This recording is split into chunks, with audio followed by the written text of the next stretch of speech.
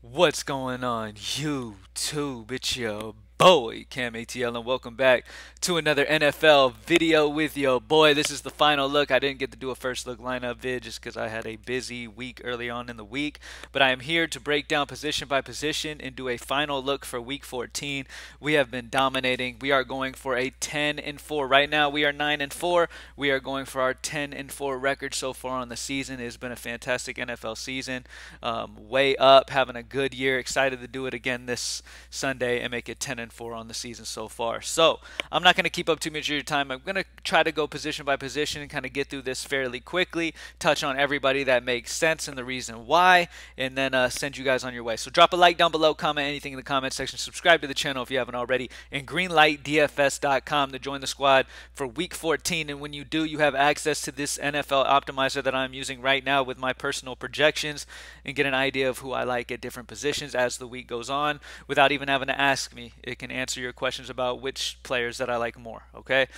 So you get free access to this when you get any membership, NBA, NFL, MLB. When MLB is back, you get access to all this stuff free when you get a membership package at Greenlight DFS, all right?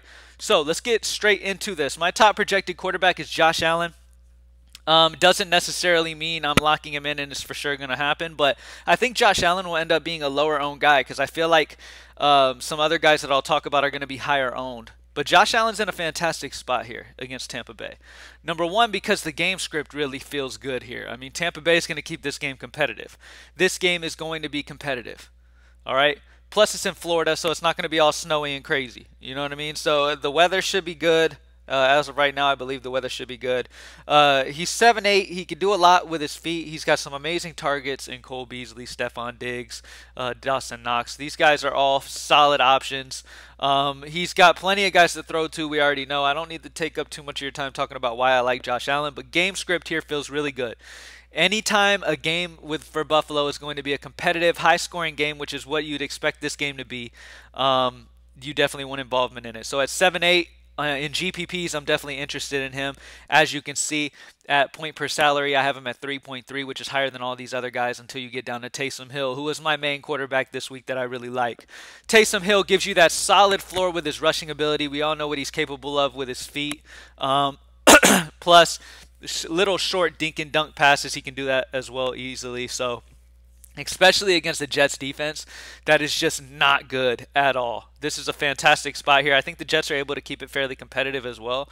And I think Taysom Hill is a fantastic option at 5'6".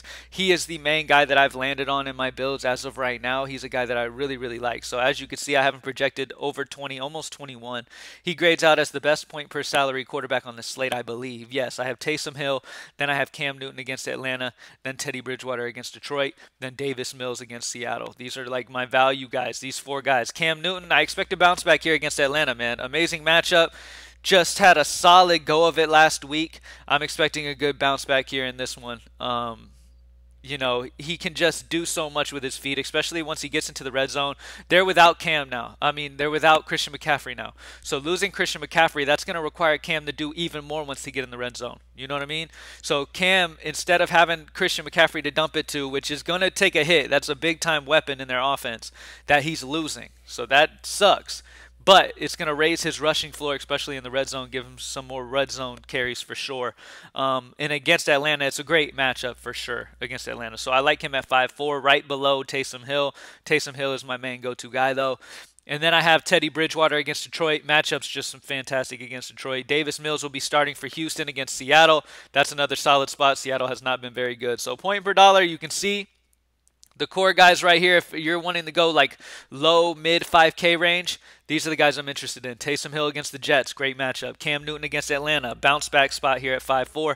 Teddy Bridgewater against Detroit, Davis Mills against Seattle. Those are my main like spend down quarterbacks of this week. And then when it comes to spend ups, I've got Dak Prescott, Josh Allen are my main two guys that I really like this week. Josh Allen, Dak Prescott, if I'm spending up, are going to be the two quarterbacks I'm interested in. And then value is Taysom Hill, Cam Newton are my main two. And if you want to get lower owned, Bridgewater and Davis Mills. All right, running back. At the running back position, my favorite running back on the week, as you can see, the highest projected guy will be Austin Eckler, and for good reason. Now, pay attention to this situation for the Chargers because we know Keenan Allen has COVID. Mike Williams was a close contact to Keenan Allen, so he's kind of a wait and see as well.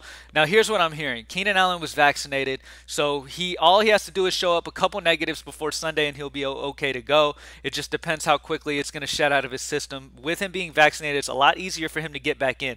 So, it wouldn't be a total surprise if Keenan Allen ends up playing. But as of right now, we're going to go as if Keenan Allen misses. I mean, I don't know how to play it. I mean, just keep an eye on it. As of right now, my projections are in as if Keenan's out. So I have some great Charger value guys that I have elevated right now as if Mike Williams and Keenan happen to miss. But that's definitely a spot to keep an eye on. Both of those guys could play. All right, because Mike Williams was just close contact. He reportedly tested negative for COVID, but there's a process they have to go through here, so we got to wait and see how it goes. Keenan Allen, on the other hand, he is vaccinated, so it's not going to take him too much to be able to get back in. So this is definitely a wait and see situation. They could definitely both play on Sunday, but especially if they both miss, Austin Eckler is going to be such a huge part of this offense, man. And I just don't see how you don't play him, especially if mainly if he plays. He's been limited in practice. I'm pretty sure he's going to play here. Austin Eckler is just in a fantastic spot here against the Giants at 8-3. If Keenan Allen and Mike Williams miss, I have him as the best projected running back on the slate. Joe Mixon has been missing practices, I believe, due to an illness. But if he plays, his usage has been so incredibly high for Cincinnati. He's been getting so many carries, man. And just so pay attention to this situation. Cincinnati's really been leaning heavily on him. This should be a close game in Cincinnati. Really like Joe Mixon. If he is good to go and is going to be 100%, I'm expecting another 25 carries, him being a huge bell cow running back in this offense, and he's in a great spot here at 7-7. I really, really like him. As you can see, Josh Jacobs is projected high for me over here. I almost have him at 21. At the price tag of 6.2, he's one of my favorite point per dollar running backs on the entire slate this week. Josh Jacobs in a fantastic spot here against Kansas City. Last couple of weeks, he's really gotten it together. 19 and 24 last couple of weeks. He got 22 carries against Dallas, got in the end zone, got some targets. Last week against Washington, with them playing behind, he got 9 targets. So he's really getting involved in the pass game. I really like that spot here for Kansas City because the Vegas could probably fall behind here against Kansas City in Kansas City. And Josh Jacobs end up seeing another 9 targets or so. And obviously on DraftKings, it's a fantastic spot there because, I mean, he doesn't have to get a ton of carries. As long as he's getting those targets in the pass game on DraftKings, especially full point PPR, he's a fantastic option. And I'm really, really, really like him. All right. Now, let's talk about Javonte Williams. Javonte Williams for Denver. Now, this is a wait-and-see situation here. We got to make sure that Melvin Gordon is going to be missing this week. Let me check back up on Melvin Gordon. He's still scheduled for limited practices. He still has not gone full yet. There's no change here. The fact that he was on the field raises his chances for being able to play on Sunday. So that's going to obviously take Javonte Williams out of play if Marvin does go. But if he ends up having some setbacks or something and Javonte ends up being the main man for Denver again, he's going to be a big focal point this week. All right. Jamal Williams. Jamal Williams has been a letdown, a huge letdown. Very, very, very surprised of how bad he's been. They do not believe in getting him involved as much as they do with Swift in the pass game, which is crazy because they definitely should. But at the end of the day, Swift is unlikely to play this Sunday, so Jamal Williams will be the guy in the backfield. I don't know, man. It's a tough situation here. I obviously love him a lot because he's a guy getting 15-plus carries and should see more targets in the pass game as time goes on, but they're just not using him in the pass game, which is crazy to me. I believe they definitely should. I think he should get some more exposure in the pass game here against Denver. We'll see what happens. I want to see him more involved in that. And if he is, he's got crazy high upside. If they do finally start getting him involved, I mean, look at week 1 against San Francisco. He ended up with 25 points, but the biggest point is he got 9 targets, 8 catches for 56 reception yards week 1 against San Francisco. Okay? That's the Jamal Williams that is capable of showing up at any time, especially with Swift out, especially with DeAndre Swift out. So they definitely, if they're going to keep games close and continue to win like they won last week, they're going to need to get Jamal Williams involved in this pass game. So I have him projected fairly well, almost 16. He grades out pretty solid to me. Let's look at point per salary overall, guys. Let me take Williams off of here. It's just showing me Williams players. Point per salary, Josh Jacobs at the top of my list. Jamal Williams still at the top of my list. Saquon Barkley is in a fantastic spot, obviously, against the Chargers, who are one of the worst rushing defenses in the entire league. Saquon is starting to get more and more workload, so I really like Saquon here. Joe Mixon, if he plays, pay attention to that. Austin Eckler, the situation with Eckler. Remember, keep an eye on Keenan Allen, Mike Williams. That's going to be a big deal. Leonard Fournette grades out as okay for me. Against Buffalo, I'm not as involved in him, but in GPP, you can go back to him. He's been heavily involved in the pass game and carry-wise, so in this offense, he's been a big part. Cordero Patterson grades out pretty well for me as well. Antonio Gibson against Dallas really looks like a solid play as well, especially if McKissick is going to miss again. I think J.D. McKissick is playing, though. Let me check that out again. McKissick missing definitely is going to add to him in the pass game. Let me check out McKissick real quick.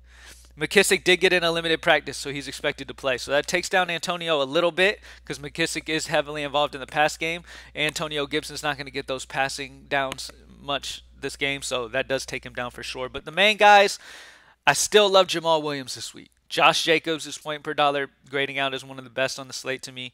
Austin Eckler, if Keenan Allen and Mike Williams misses. Saquon Barkley grades out great. Joe Mixon grades out great. That's my core of running backs right there. Highest projected running back on the slate is Austin Eckler, Joe Mixon. Alvin Kamara is expected to be back this week. You could see a heavy workload for him against the Jets. As long as he's 100%, keep an eye on that, but he grades out fantastic for me. Eli Mitchell is a situation we need to watch as well for San Francisco. Because I believe Eli has not been practicing. Eli Mitchell, no practice on Thursday. He was held out of practice. We'll have to see what happens, man. He could possibly miss. I believe it's leaning more towards he'll miss. If he doesn't go, then it looks like it's probably going to be a combination of like Jeff Wilson and JaMycal Hasty. Jeff Wilson will definitely be interesting. What's Wilson's price? Jeff Wilson Jr. is only 4-4, so he's going to be interesting. It's interesting to keep an eye on this situation, see who's going to get the start. I believe it'll probably be Wilson who will end up getting the start over Hasty. So we will have to wait and see how that ends up going. I definitely have Wilson projected higher as of now, but that's as if Eli plays. We'll have to keep an eye on that. But if Eli does miss, which it's starting to lean a little bit towards him missing, with him still being in concussion protocol right now, but keep an eye on that situation. If Eli plays, I like him. If he doesn't play, then I definitely like Jeff Wilson or whatever. If they end up starting, if it looks like it's going to be an even split, though, I'm not getting involved in either side most likely. All right, but if they can definitively give us a #1 running back for San Francisco and say Jeff Wilson's the main guy we're going with here, then Jeff Wilson will be fantastic. If they come out and say Hasty's going to be the main guy we're going here, Hasty will be fantastic. But if they say it's going to be a split, I'm not too interested in getting involved in all that. All right, wide receiver. Now, obviously, point per salary. I'm going to have some Charger guys up here. Joshua Palmer and Jalen Guyton are guys that we should see some very good point per salary plays this week. If Keenan Allen and Mike Williams both miss, Jalen Guyton's going to be fantastic at 3-4. All right, Joshua Palmer's a solid GPP option. As you can see, I have him projected slightly closer to Jalen Guyton for GPP purposes because I want some people to get some Joshua Palmer lineups if they're max entering and building multiple lineups. I would love for them to, especially if Keenan Allen and Mike Williams are out, I have both of these guys projected where they are because I would like to see some Joshua Palmer lineups as well, some lower ownership builds that way instead of Guyton. But I do love Guyton. I like Joshua Palmer at Bearman 3K. Both of these guys are going to be in play if Keenan Allen and Mike Williams are out of that offense. And obviously, you have Austin Eckler as well for that team. Brandon Cooks sticks out a lot to me, man. I mean, the dude's just so heavily targeted. I mean, Brandon Cooks is so heavily targeted that it's just ridiculous. All right, he's such a big part of this offense, man. He's definitely a guy that I have interest in once again. I know he hasn't been fantastic, but week in, week out, I keep going back to him because of his involvement in this offense, and it's just a solid spot here against Seattle. So we'll see what happens, but Brandon Cooks is a guy I have interest in. I'm willing to go back to DK Metcalf. I know Metcalf hasn't been like had one of those huge games that we're used to seeing. He's been a guy that just has not been great. He is down with an illness right now, so we'll see what happens. If he was to miss, Tyler Lockett would be a lock. But if DK Metcalf plays and he's good to go, it's a good matchup against Houston. The question is, are they finally going to start getting him involved? It's pretty crazy because, I mean, I remember back in the day, this dude was scoring just ridiculous amount of points. I mean, the last time he scored over, well, he scored over 10 against San Francisco, but barely. He got the 22 against Jacksonville week 8, 26 week 5, 25 week 3. He's got potential to drop huge points, and he just has not been heavily involved in this offense, and they just haven't looked very good either. Like, they've lost 3 of their last 4 games. They need to get DK involved a little more. He is down with an illness, so pay attention to that, obviously. Chris Godwin, once again, is grading out as a solid play for me, wide receiver-wise. I like the options here. Wide receiver is not a spot that I really, really love too much this week, to be honest with you. I mean, you've got the Tyreek Hills, CeeDee Lambs, Amari Coopers, Chris Godwin, DJ Moore against Atlanta. Those are all cool and all that, but nothing really sticks out to me. It'll be a much easier slate, in my opinion, for wide receivers if Mike Williams or Keenan Allen are out, or both. It'll make things a lot easier with the Guyton-Palmer situation. I do prefer Guyton over Palmer, but like I said, I have Palmer projected as high as he does because I want him popping in lineups, at least a few lineups if you are building multiple lineups on the Greenlight Optimizer. So because of his lower ownership than Guyton. All right. I actually have Mike Williams projected pretty solid as well because of the fact that he tested negative for COVID, but we'll see how that process goes. Like I said before, let me sort by projection. Golly, Stephon Diggs is my #1 guy. Now, Josh Allen, Stephon Diggs pairing makes a lot of sense this week. That's perfectly fine by me. I mean, I don't see how Tampa Bay is going to stop Stephon Diggs. This could be a huge game here. So yeah, the pairing of Josh Allen and Stephon Diggs is a fantastic GPP stack. Maybe run back with Chris Godwin on the other end.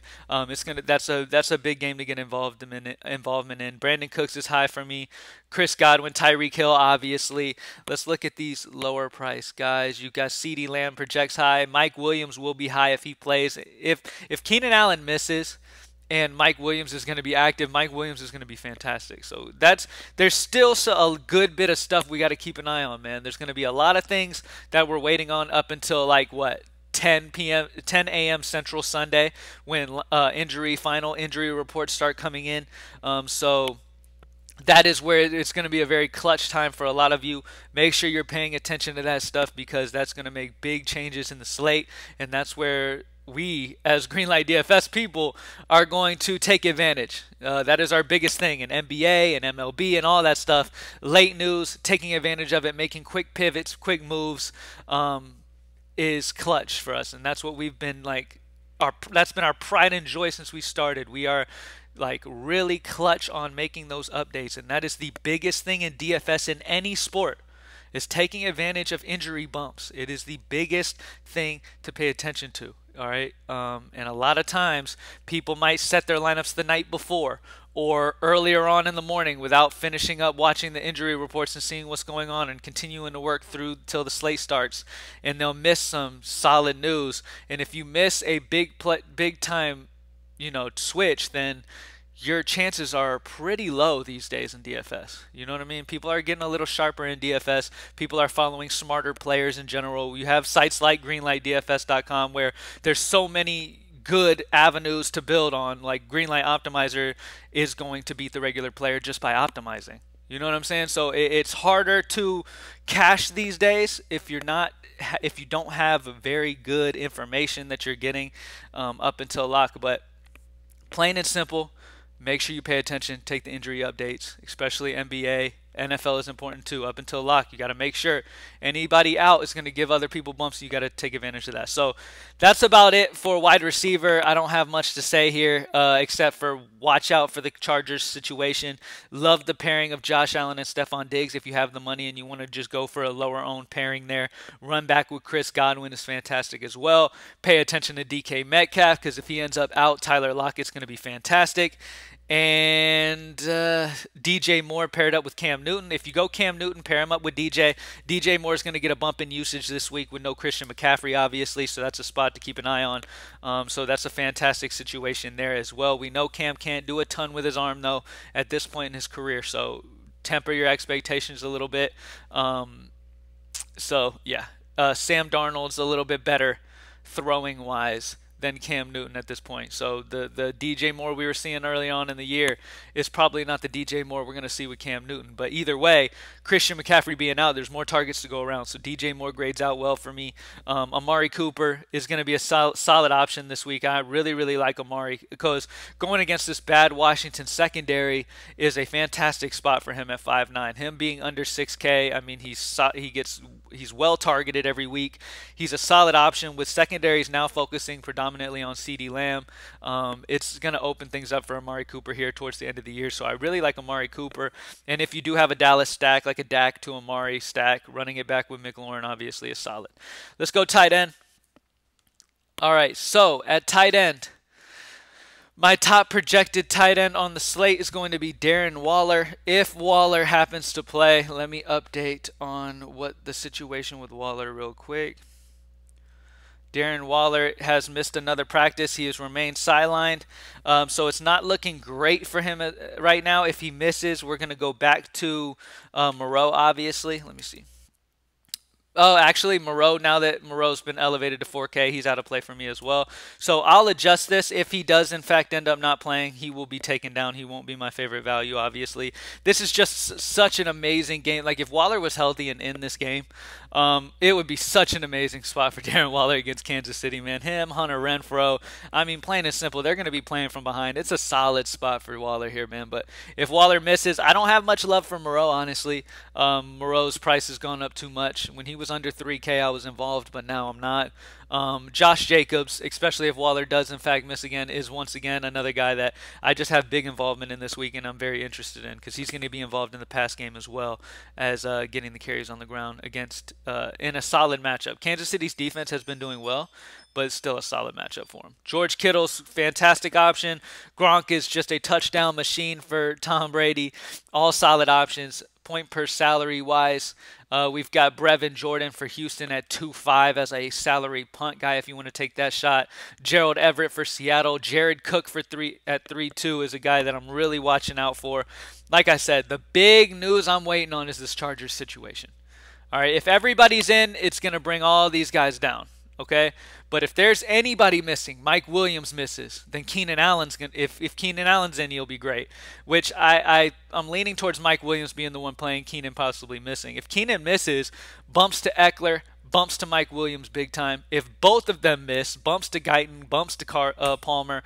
It just situation we got to look out for, man. This is part of the reason why I didn't do a video earlier this week because we've got so many things on this slate that just could be happening that we just don't know at this moment. So we can just go off what we know. But Jared Cook's going to be fantastic if any of those guys miss. All right, and that's pretty much it, man. I'm interested in spending down for tight end most likely or Jared Cook if guys are out. All right, defense-wise, point per salary. You guys know I like to just go point per salary. I got the Bengals at 2.9 grading out well. The Browns grading out okay. Just there's not any like cheap, amazing defense options this week. If you go at my highest projected, the Chargers versus the Giants are probably going to be a solid option here. Just because the Giants are just struggling. They got some injuries right now. So I haven't projected as the highest if you get to go that route. I'll probably just punt, to be completely honest with you. I don't love the value options either. Like, I don't love the Bengals against San Francisco. San Francisco's has been solid, but if Eli Mitchell's out, that's a big offensive guy out for San Francisco. Maybe that brings San Francisco down a little bit. It is in Cincinnati, so if I have Joe Mixon, pairing him up with a cheap Bengals defense correlates well as well. So we'll see what happens there. Browns defense against Baltimore, maybe at home in Cleveland. Like I said, I love cheap defenses at home a lot of the time, and that's why you can see point per salary. These guys are where they are because they're at home cheap defenses.